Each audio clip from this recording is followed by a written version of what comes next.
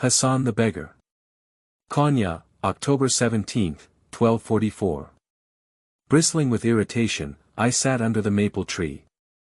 I continued to be angry at Rumi for his flamboyant speech on suffering, a subject he clearly knew little about. The shadow of the minaret inched its way across the street. Half dozing, half eyeing the passers-by, I was about to fall asleep when I caught sight of a dervish I had never seen before.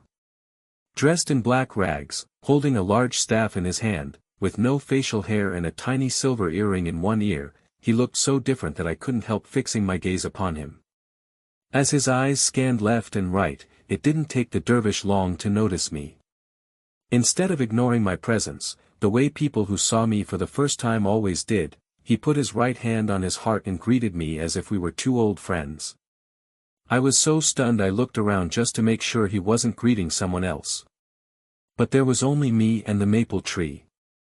Dazed, confused, I nonetheless put my hand on my heart and greeted him back. Slowly the dervish walked toward me. I lowered my gaze, expecting him to leave a copper coin in my bowl or hand me a piece of bread. But instead he knelt down to my eye level. "Selamun alaikum, beggar," he said. "Alaikum salam, dervish," I responded. My voice sounded hoarse and strange to me.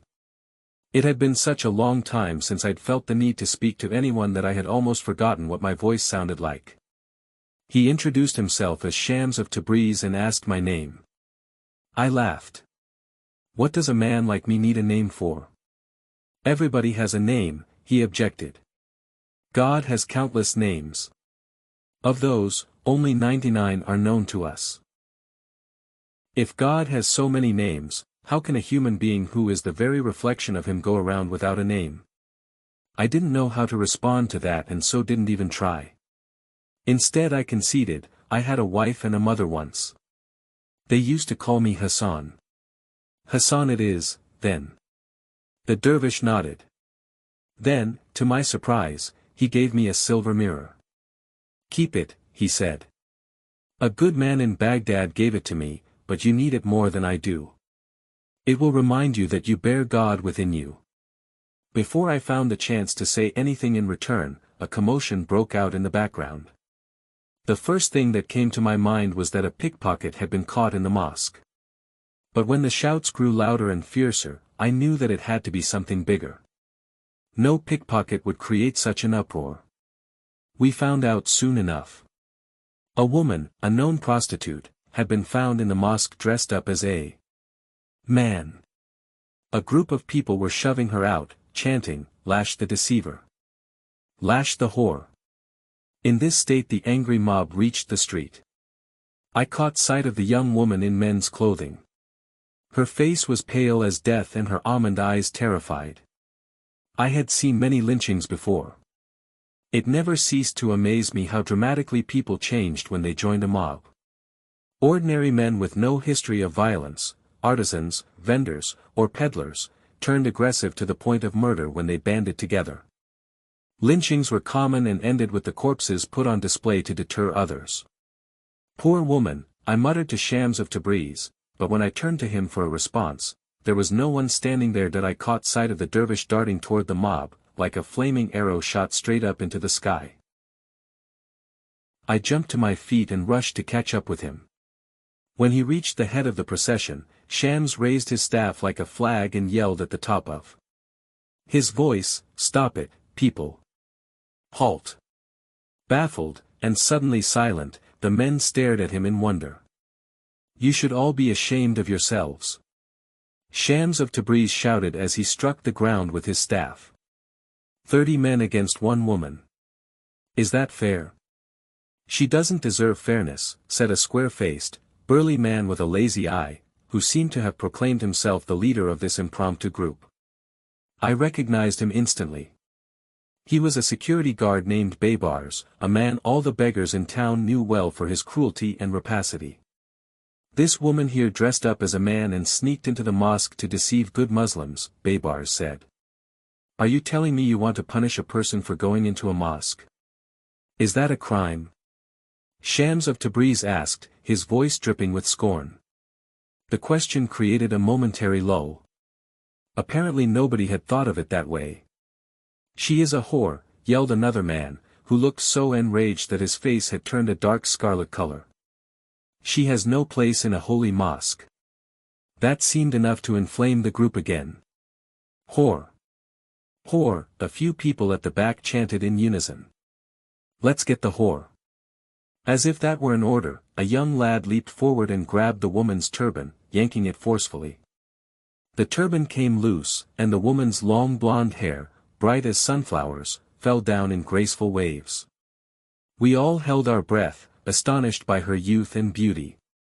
Shams must have recognized the mixed feelings in the air, for he reproached them without skipping a beat. You have to make up your minds, brothers. Do you really despise this woman, or do you in fact desire her? With that, the dervish caught the harlot's hand and pulled her toward him, away from the young lad and the mob. She hid behind him, like a little girl hiding behind her mother's skirts. You are making a big mistake, the leader of the group said, raising his voice above the murmur of the crowd. You are a stranger in this town and don't know our ways. Stay out of this matter. Someone else chimed in. What kind of a dervish are you anyway? Don't you have anything better to do than to defend the interests of a whore? Shams of Tabriz was quiet for a moment, as if considering the questions. He displayed no temper, remaining invariably tranquil. Then he said, but how did you notice her in the first place? You go to a mosque but pay more attention to the people around you than to God. If you were the good believers you claim to be, you would not have noticed this woman even if she were naked. Now, go back to the sermon and do a better job this time. An awkward silence descended on the entire street. Leaves skittered along the sidewalk, and for a moment they were the only things that moved. Come on, you lot. Off you go, back to the sermon. Shams of Tabriz waved his staff, shooing the men away like flies. They did not all turn and walk away, but they did take a few steps back, swaying unsteadily, puzzled as to what to do next. A few of them were looking in the direction of the mosque as if considering returning. It was exactly then that the harlot mustered the courage to get out from behind the dervish. Fast as a rabbit, she took to her heels, her long hair flying every which way while she scurried into the closest side street. Only 2 men attempted to chase her. But Shams of Tabriz blocked their path, swinging his staff under their feet with such suddenness and force that they tumbled over and fell down. A few passers-by laughed at the sight, and so did I. Embarrassed and stupefied, the 2 men managed to get to their feet again, but by that time the harlot had long vanished and the dervish was walking away, his work here done. Suleiman the Drunk. Konya, October 17, 1244. Before the commotion I was snoozing peacefully with my back to the tavern wall, and then the racket outside made me nearly jump out of my skin. What's going on? I screamed as my eyes snapped open. Did the Mongols attack us? There was a ripple of laughter. I turned around and found several of customers making fun of me. Dirty bastards. Don't you worry, old drunk, yelled Ristos, the tavern owner. No Mongols coming after you. It's Rumi passing by with an army of admirers. I went to the window and looked out. Sure enough, there they were, an excited procession of disciples and admirers repeatedly chanting, God is great. God is great. In the middle of it all was the erect figure of Rumi, mounted on a white horse, radiating strength and confidence. I opened the window, ducked my head out, and watched them. Moving at a pace no faster than a snail's, the procession came very near. In fact, some of the crowd were so close that I could easily have touched a few heads. Suddenly I had a brilliant idea. I was going to snatch off some people's turbans. I grabbed the wooden back scratcher that belongs to Ristos. Holding the window open with one hand and the scratcher in the other, I leaned forward, managing to reach the turban of a man in the crowd. I was just about to pull the turban off when another man inadvertently looked up and saw me. Selamun alaikum, I saluted, smiling from ear to ear. A Muslim in a tavern. Shame on you, the man roared. Don't you know wine is the handiwork of Shaitan? I opened my mouth to answer, but before I could make a sound, something sharp whizzed by my head. I realized in sheer horror that it was a stone. If I hadn't ducked at the last second, it would have cracked my skull. Instead it had shot through the open window, landing on the table of the Persian merchant sitting behind me. Too tipsy to comprehend what had happened, the merchant held the stone in his hand, examining it as if it were an obscure message from the skies. "Suleiman, close that window and go back to your table." Ristos bellowed, his voice hoarse with worry. "Did you see what happened?" I said as I staggered back toward my table. "Someone hurled a stone at me. They could have killed me." Ristos raised an eyebrow. "I'm sorry, but what were you expecting? Don't you know there are people who don't want to see a Muslim in a tavern? And here you are displaying yourself, reeking of alcohol, your nose glowing like a red lantern. So what?" I stuttered. "Am I not a human being?" Ristos patted me on the shoulder as if to say, "Don't be so touchy. You know, this is exactly why I abhor religion. All sorts of them. Religious people are so confident of having God by their side that they think they are superior to everyone else," I said. Ristos did not respond. He was a religious man, but also a skilled tavern owner who knew how to soothe an incensed customer. He brought me another carafe of red wine and watched me as I guzzled it. Outside, a wild wind blew, slamming shut the windows and scattering dry leaves left and right. For a moment we stood still, listening carefully, as if there were a melody to be heard. "I don't understand why wine was forbidden in this world but promised in heaven," I said. "If it's as bad as they claim, why would they serve it in paradise?" "Questions, questions," Ristos murmured as he threw his hands up. "You are always full of questions. Do you have to question everything?" "Of course I do. That's why we were given a brain, don't you think? Suleiman, I have known you for a long time. You are not just any customer to me. You are my friend. And I worry about you." "I'll be fine," I said, but Ristos interrupted me. "You are a good man, but your tongue is as sharp as a dagger. That's what worries me. There are all sorts of people in Konya. And it's no secret that some of them don't think highly of a Muslim who has taken to drink. You need to learn to be careful in public. Hide your ways, and watch what you say." I grinned. "May we top off this speech with a poem from Khayyam?"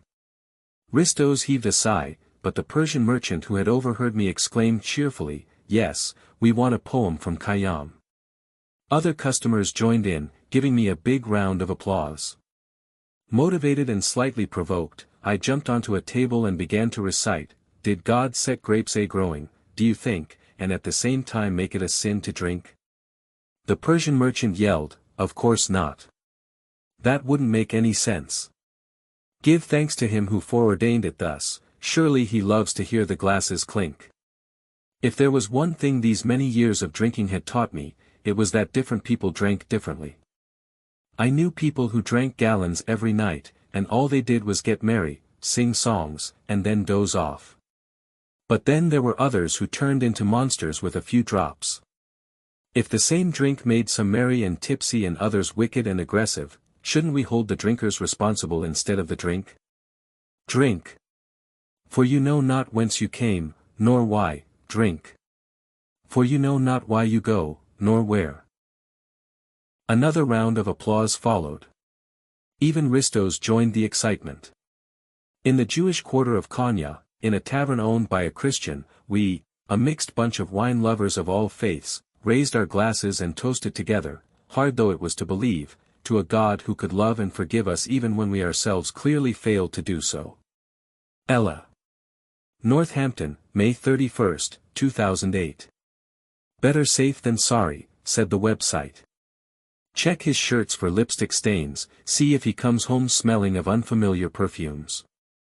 This was the first time Ella Rubinstein had taken an online test, titled, "How to Tell If Your Husband Is Cheating on You." Although she found the questions tacky, by now she knew that life itself could occasionally feel like one big cliché. In spite of her final test score, Ella didn't want to confront David on this matter. She still had not asked him where he'd been on the nights he hadn't come home. These days she spent most of her time reading Sweet Blasphemy, using the novel as an excuse to cover up her silence. Her mind was so distracted that it was taking her longer than usual to finish the book. Still, she was enjoying the story, and with every new rule of shams she mulled her life over. When the children were around, she acted normal. They acted normal. However, the moment she and David were alone, she caught her husband looking at her curiously, as if wondering what kind of wife would avoid asking her husband where he'd spent the night. But the truth was that Ella didn't want a piece of information she wouldn't know how to handle. The less she knew about her husband's flings, the less they would occupy her mind, she thought. It was true what they say about ignorance. It was bliss. The only time that bliss had been disrupted was last Christmas, when a survey from a local hotel arrived in their mailbox, addressed directly to David. Customer service wanted to know whether he was happy with his stays. Ella left the letter on the table, on top of a pile of mail, and that evening she watched him take the letter out of the opened envelope and read it. Ah, a guest evaluation form. The last thing I needed, David said, managing a half-smile for her. We held a dental conference there last year. They must have included all the participants on their customer list. She believed him. At least the part of her that didn't like to rock the boat did. The other part of her was cynical and distrustful. It was that same part that the next day found the hotel's number and dialed it, just to hear what she already knew. Neither this year nor the one before had they ever hosted a dental conference. Deep inside, Ella blamed herself. She hadn't aged well, and she'd gained considerable weight over the last 6 years. With every new pound, her sexual drive had declined a bit further. The cooking classes rendered it more difficult to shed the extra pounds, though there were women in her group who cooked more often, and better, and still remained half her size. When she looked back at her life, she realized that rebellion had never suited her. She had never smoked weed with boys behind closed doors, gotten kicked out of bars, used morning-after pills, thrown fits, or lied to her mother. Never cut class. Never had teen sex. All around her, girls her age were having abortions or putting their out-of-wedlock babies up for adoption, while she observed their stories as though watching a TV program on famine in Ethiopia. It saddened Ella that such tragedies were unfolding in the world, but the truth was that she never saw herself as sharing the same universe with those unfortunate ones. She had never been a party girl, not even as a teenager. She preferred to sit at home and read a good book on a Friday night rather than whoop it up with strangers at some wild party. Why can't you be like Ella? The mothers in the neighborhood asked their daughters.